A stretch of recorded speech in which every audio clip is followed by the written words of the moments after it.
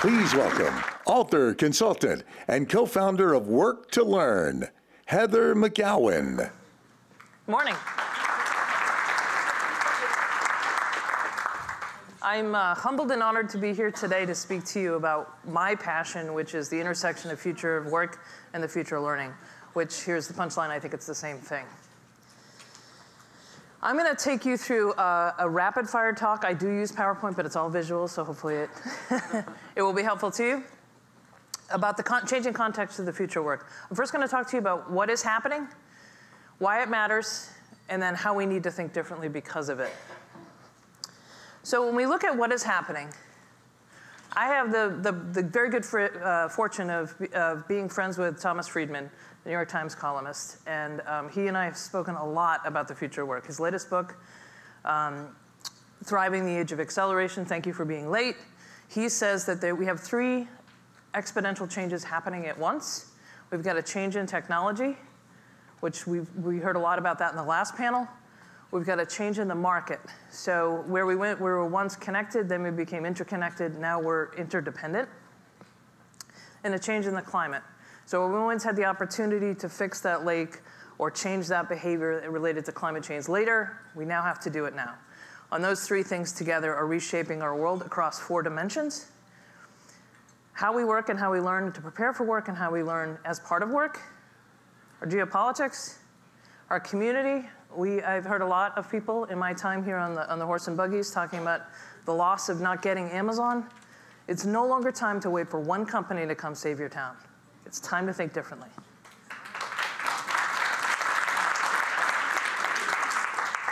Ethics, which Tom and I disagree on. I think ethics goes across everything. He thinks it's a separate bucket.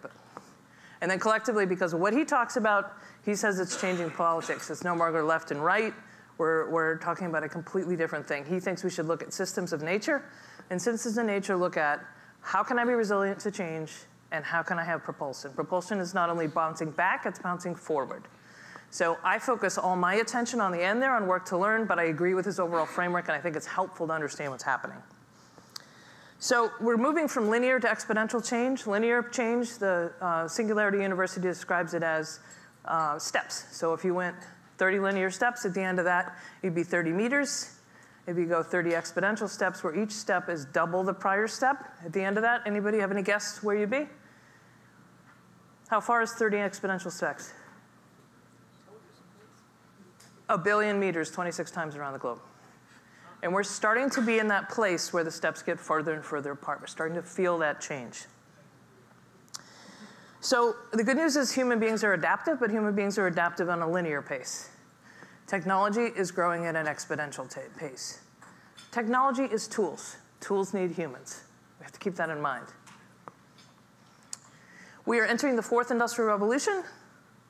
Each industrial revolution is how we use talent and tools. First we had the steam engine, then electricity and mass production, computer and automation, and now we're entering the 4th, which is cyber-physical things. It's been described as when things wake up, when everything around you has some intelligence in it. In the last industrial revolution, which I think so many people are still stuck in, lunging at STEM skills to solve all of our problems, lunging at deep expertise as opposed to, I don't use the word soft skills because I think that's gendered. I think it's the uniquely human skills. Each industrial revolution happens faster and faster because each one is built on the prior industrial revolution. We couldn't have the 4th industrial revolution if we hadn't digitized a good portion of our economy already or a portion of our infrastructure. So we're also entering the 5th era in human history. And each era is a time span, but it's also how we value talent and how we use tools. So right now, if you look at the industrial era, we use tools for labor replacement. We could produce things more quickly if we used machines. In the information era, we use tools for cognitive reduction. So you had to learn a software package in order to use it. Now we're entering an era of cognitive augmentation, where we will learn from and with a tool. I think many of in time, we're between the industrial era and the information era and the augmented era, but many of our systems and our conversations are stuck between the industrial era and the information era. Our school systems still look like we're trying to turn farm workers into factory workers. So why does all this matter? In the old economy, you were educated in one band, you had career in another band, and you retired in it. And these were 3 distinct bands. Whether you went to university or not, learning was that first part of your life. That's all you had to worry about. Then you got on the career job escalator, you retired, and frankly, you died a year later. That was actually by design. Bismarck figured out, I think only 7% of people collected early retirement the first year we had it. Success was to be properly codify and transfer the skills we needed in the workforce into that individual so they could go out and get on the escalator. A lot of our models are still stuck in this mindset. I think it now looks like this. Life expectancy is not 90 yet, but it will be soon. Education becomes learn. I use the word learn instead of education because education requires it implies an end state of being educated. Learning is continuous. Work becomes leverage of that learning, and they become overlapping bands. Retirement becomes longevity. And it looks a lot more like this to me. And the success criteria here is your ability to learn, your ability to be agile, your ability to adapt, and your agency. Agency is the opposite of hopelessness. So everybody says learn, learn, learn. I think there's an important factor in there that's lost, and it's the process of unlearning. It's letting go of the way you learned to do things originally as technology takes over more of what you do, takes over more for you, and learning new ways of doing things. So I think we need to retire this question. It's the first thing we ask kids. What do you want to be when you grow up? This is a statistic originally from the Bureau of Labor Statistics in 1999 when they were looking at our economy eventually becoming digitized. I don't know if it's the right number, but a big percentage of the jobs that young people might have may not even been invented yet. Someone mentioned on the earlier panel the Fry-Osborne study, 47% of work, not jobs, but tasks. That reshapes every job. And then I've worked in university where people make students become myopically focused on their major. Only 27% of people actually ever work in the field of their undergraduate major. So you're setting them up for failure and debt. And then what do you do? This is my least favorite question because I don't know how to answer it. But a study from the Foundation for Young Australians, which is the best study I've ever seen for the developed world on what the future may look like for young people, they suggest they'll have upwards of 17 jobs across 5 different industries. So if you're asking a kid what they want to be when they grow up, you're asking them what their major is, and we're walking around asking each other, what do you do? We're calcifying a mindset at a moment in time. A recent study came out that a loss of a job takes 2 times as long to recover from than the loss of a primary relationship.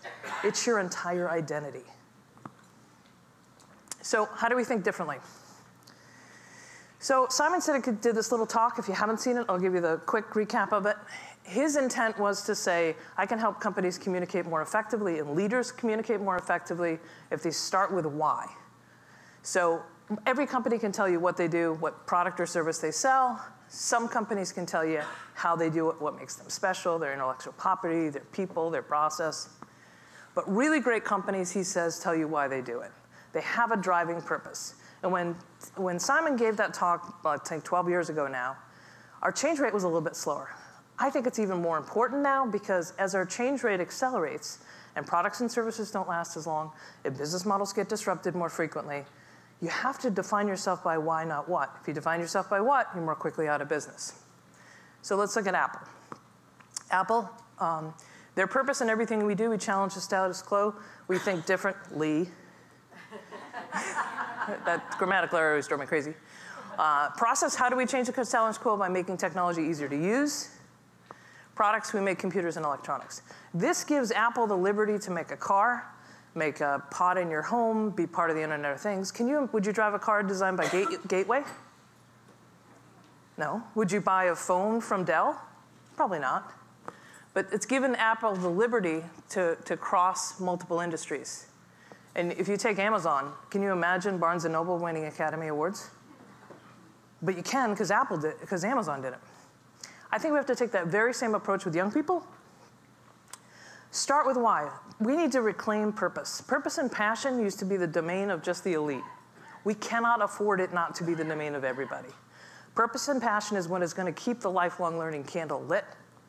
We go from there to talk about their superpowers. What are your unique capabilities? What are you good at? What do you want to do? And then we get to the what. The what is just the application of those things. So I use the analogy too, you have a phone, you have applications on your phone, you add and delete them, but the underlying operating system enables you to do that.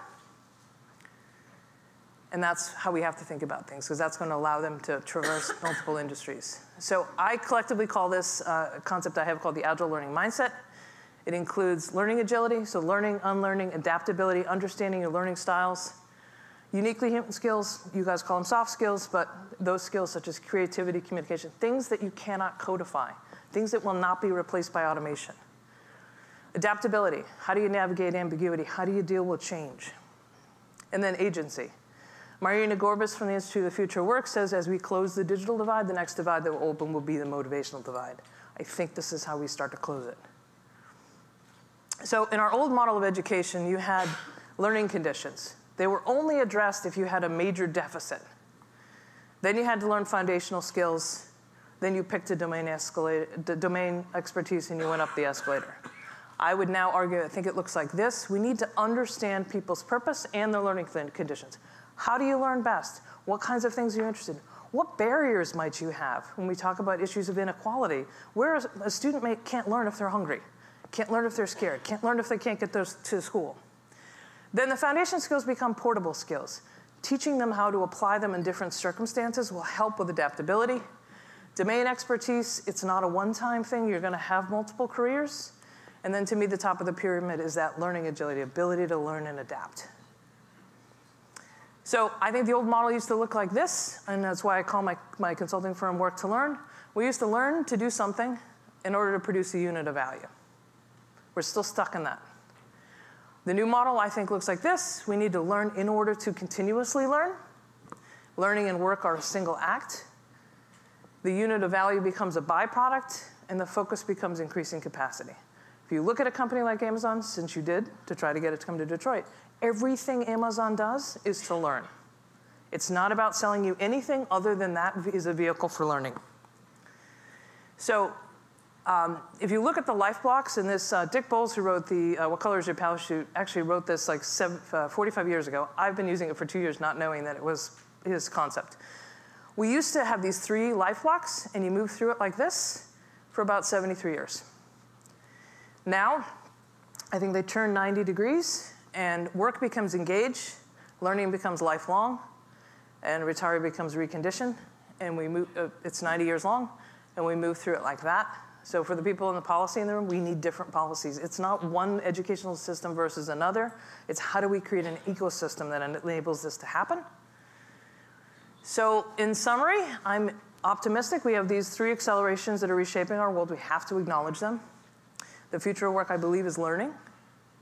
Have to start with purpose. As companies, as entities, as well as individuals, we have to build agency through understanding your purpose. If you understand your purpose, then you will continue to learn. And we have to focus on learning agility and adaptability. And that's why I call my company Work to Learn. Work in order to learn continuously.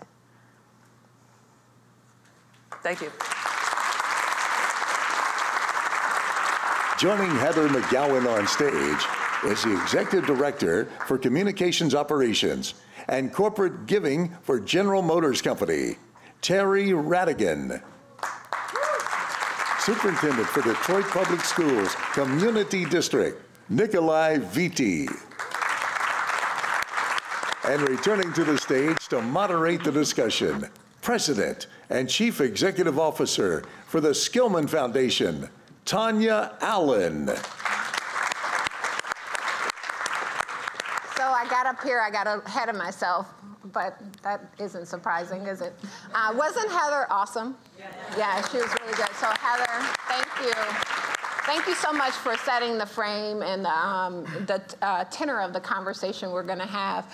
I heard a recent statistic, and I was shocked by it. It basically said that of all of the information and all of the knowledge that we've created in the world, that we're actually now growing that knowledge every 2.5 years. So that means that if you or I learn, or our students learn everything in the world today, in 3 years, they would know less than 50%. That's how fast and rapid the world is changing. And unfortunately, I don't think our institutions are known for their agility. And so, Nikolai, I actually want to pivot and engage you in this conversation because school systems have been slow to change. And particularly in Michigan, I feel like we're challenged in a way because we are behind the ball in terms of getting basic literacy and numeracy right. And now we're being challenged not just only to catch up, but to actually catch up and to pivot into the future. And I'm just wondering from your perspective, is that daunting? And then what are you doing to try and address and mitigate this? Thank you, and thank you for the opportunity to serve on the panel. It is daunting, but it is also exciting because linked to this work is the opportunity to allow children to see and experience their talent, whatever it is. I think in the presentation we heard clarity around, and you mentioned it in your comments, that the public school system largely was set up in a factory-style type of system where children are put on a conveyor belt very early and just move through. And we had children that go through that process and do what they're supposed to do, graduate with a high school degree, and go on to work or college. And if you don't fit that certain mode of being able to perform on that conveyor belt, you'll fall off. And that's why we saw children fall through the cracks or fall off that conveyor belt. So in other words, the school system in many ways treated children, and still does, like widgets. Children aren't widgets. They're unique human beings that have different talents and abilities or superhero characteristics. But the schools do not always actualize that and see that. So as we try to reshape this system, we're trying to change practice, habits, adult learning, how adults were taught and learned. And I think the opportunity moving forward is to ensure the basic skills happen, but more importantly, that children learn how to think, that children are critical thinkers. I think we throw terms around like rigorous curriculum and all of that, but at the end of the day, if we actually taught the Common Core standards the way they were supposed to be taught, we would have children by constantly learning to be critical thinkers. Take any piece of paper, be in this audience and hear the conversation and have their own opinion critically about what they're absorbing and they're listening to, and be self-empowered to be able to do that. Many of our children throughout Michigan, throughout the country, are unable to do that, and that's even more profound for children growing up in poverty and children of color. And that's our challenge, is that we're still thinking about standardizing minds rather than creating creative, critical thinkers. And I think our work in Detroit is about restoring music and art, for example, which is lost. And that's a way to engage children not to be critical thinkers. And technology plays a role in this, and I'm going to stop. People believe that technology is a silver bullet. It's not. You just cannot give children devices. You can't just simply throw out, I would argue, you can't throw out majors and expect now suddenly children are going to be critical thinkers. You can provide technology, but technology is a tool to something else. If not given the right kind of teacher training, the right kind of teacher support, and new curriculum, then it's just a device that kids play with. But we have to rethink courses and what we have children do. In Michigan and throughout the country, the end result is a standardized test, which is really a basic skills test. So we always have to think about what is the end in mind. The end in mind should be children being able to offer their opinion in writing or verbally in a unique, authentic way, which defines the ability to critically think. So we have to think differently about what is the end in mind and how do we measure that. We have that wrong, and we have to readjust that as a public education entity across the country. Yeah, so one thing I would just ask you, Nikolai, is that this is not just a content experience. You know, this isn't just content. To your point about the Common Core, which is focused on critical thinking, Right. is also cultural. It is. So most teachers did well in school. They liked school. Obviously, Right. they wanted to come back to school to teach. And so I'm just curious, from your perspective, how do we take on the cultural aspect of education to make sure that teachers actually understand that not only is the world going to be different for our students, that actually the world is going to be different for them as professionals? Yeah, I think that's what I continue to think about through the presentation. Is it's not just simply saying now we're going to do things differently. You have to retrain people how to do that, and there needs to be significant work at the college level when we're training future teachers. But then they can't be trained differently and go into a system that is still functioning the same way, which is the widget mentality, the factory style, the conveyor belt mentality. It's taking every individual child, knowing what inspires him or her intellectually, because something always inspires every child intellectually one way or the other. It's tapping into that, but making sure that you're building basic skills, background knowledge, so you have a point to lift off of, and then you're honing that and refining that on an individual level for that individual child, which means different resources, different structured classes, different curriculum, different experiences outside of school. That all has to be rethought. But I'm going to go back to the end in mind. If we are expecting suddenly children to be critical thinkers because we have standardized tests, and I'm not saying standardized tests in and of themselves are evil. They play a role in knowing where our children are at, but that cannot be the end in mind. The end in mind has to be something performance-based, something that demonstrates creativity, and then rethinking how you get there through the day-to-day interaction of students in the classroom. So Terry, you are right in the middle of this at General Motors, rethinking your company.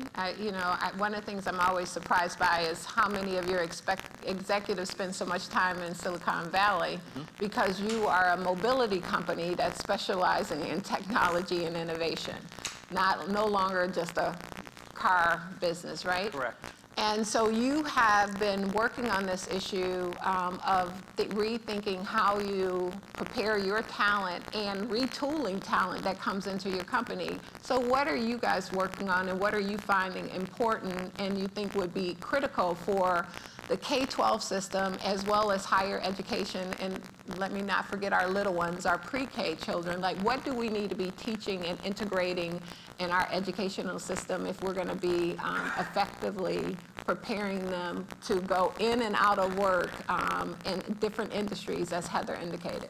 Right, and our boss, Mary Barra, calls it ambidextrous, because we still have to focus on our core business, but we have to absolutely be mindful that we are going to autonomous vehicles, we're going to electrification. It's happening right before our eyes.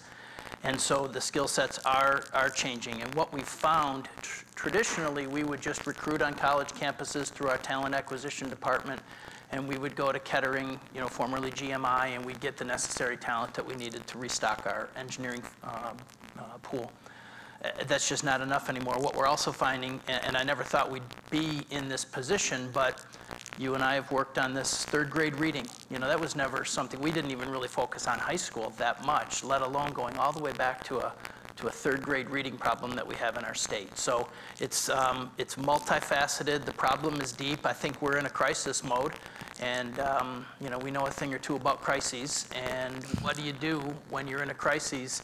You focus on a common mission, common vision, and you put aside all